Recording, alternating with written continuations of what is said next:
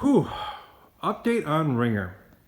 So Ringer has been really the first cabinet I decided to take down this far and stencil. So I haven't used citrus strip. I've used other strippers that are more caustic, made your fingers orange, and of course I use chemical gloves.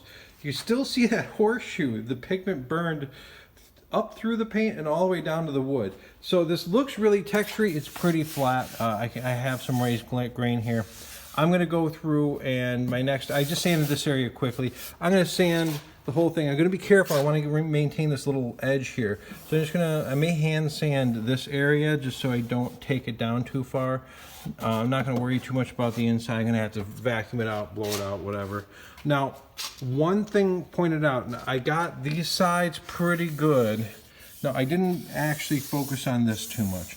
Now, this piece here, I didn't want to strip at all. One thing about when you take a game apart, notice what's covered, what's not. So what I'm going to do is I'm just going to sand up here. I didn't want to risk wrecking this. I'm just going to hit the sander on this and recoat it blue. But this is completely covered down to there. So whatever's behind here is okay. Now this is textured and crappy. I just didn't want to risk this bad boy. So I'm going to just hand sand this down here, vacuum this out, and just scuff this. Just get all the loose stuff out. Same with here. I'm going to scuff it, make sure I get all any residue that could be left. And then I'm going to tape it off here to the edge of this and then paint it. When I paint the inside black, I still got to decide if I'm going to paint it to here or to there with black. Originally, this game, where this line was painted out to here, and the front face was black and the rest of the game was blue. Now, kind of like the idea of just kind of coming straight out and just painting the inside and leaving the front face blue. If I do that, I guess I could always paint it black later. But I really want to get the blue and the black painted before I start stenciling. You see the side, I actually ended up stripping one additional time. This is 2-3 days of stripper. The top is good. I used a lot. There's all the citrus strip I used. I used a pail and a can. That's all the paint I scraped off. And I used mineral spirits and these 3M, there they are, stripping, and those are the tools I used to scrape. They're stripping pads, and you can see some wood repair is in order.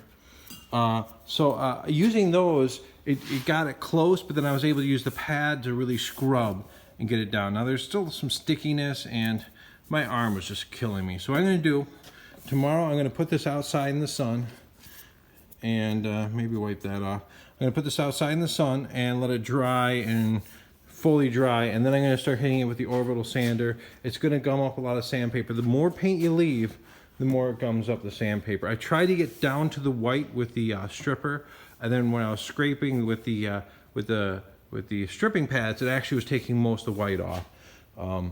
And here is the back door, mostly clean. I was careful around the locks. I'm going to pop the locks off out tomorrow along with all the hardware, and the hardware is going to get clean and painted. I got to decide if, I think originally these were painted blue with the cabinet. I'm either going to go black or I'm going to buff them out and clear coat them. Same with all the bolts. I'm going to reuse those. The locks are going to come out. Those are going to get clean.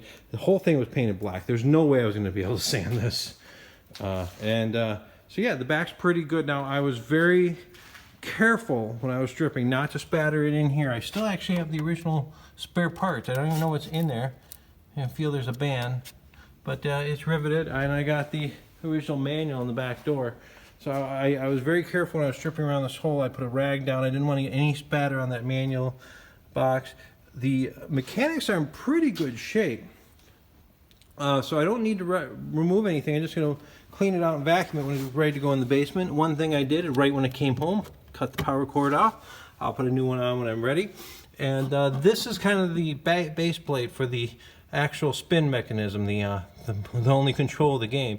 So I may take this whole plate out and recondition it. That's all gonna happen in the basement. Right now, I wanna get this cabinet painted. I want it blue, I want the black done, get the feet back on it, and Then it's going to go in the basement for all the polishing and the fine-tune work. All new light bulbs, all the kit and caboodle, all the score wheels, all this is going to get cleaned up and redone. So stay tuned. Hopefully have it sanded down. I'll do just a quick video when it's sanded, and then I will be hopefully doing some wood repair like you've seen on the Frenzy cabinets. So and just not much wood repair, but just a little bit of clamping and gluing. So it's just a couple days, and then go right into primer. So thank you for watching. Make sure to stay tuned for updates on this game.